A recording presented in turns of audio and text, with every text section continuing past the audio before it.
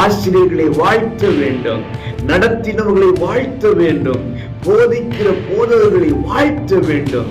நம்முடைய வாழ்த்துதல் அவர்களுக்கு சந்தோஷத்தை கொடுக்கும். அப்பொழுது ஆண்டவரும் நம்மை சந்தோஷப்படுத்துவார். கிறிஸ்துவின் குணாதிசயம் வாழ்த்துதல்.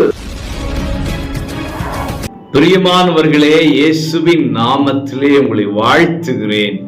ஏசப்பா உங்களை ஆசீர்வதித்து நடத்துவாராக.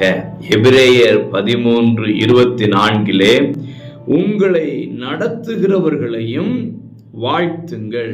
அன்புக்குரியவர்களே, வாழ்த்துதல் என்பது ஒரு அருமையான ஒரு குணம்.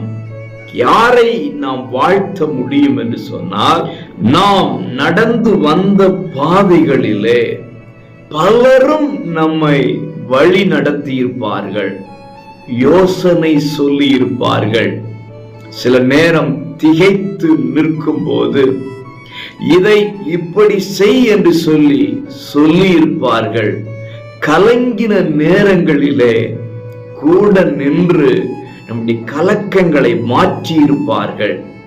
அப்படி நம்முடைய வாழ்க்கை என்கிற பாதையிலே நம்மோடு பயணித்து நம்மை நடத்தின மக்களை, உறவுகளை ஒரு நாளும் மறக்க கூடாது. அவர்களை வாழ்த்த வேண்டும். ஆவிக்குரிய வாழ்க்கையிலும் தேவனாகிய கர்த்தர் நம்மை நடத்தி வருகிறார். ஆசிரியர்களை வாழ்த்த வேண்டும், நடத்தினவர்களை வாழ்த்த வேண்டும், போதிக்கிற போதகர்களை வாழ்த்த வேண்டும். கிறிஸ்துவின் குணாதிசயங்கள், வேதம் வெளிப்படுத்துகிற குணாதிசயம் வாழ்த்துதல். அதை செய்வோம், தேவனால் வாழ்த்து பெறுவோம். God bless you.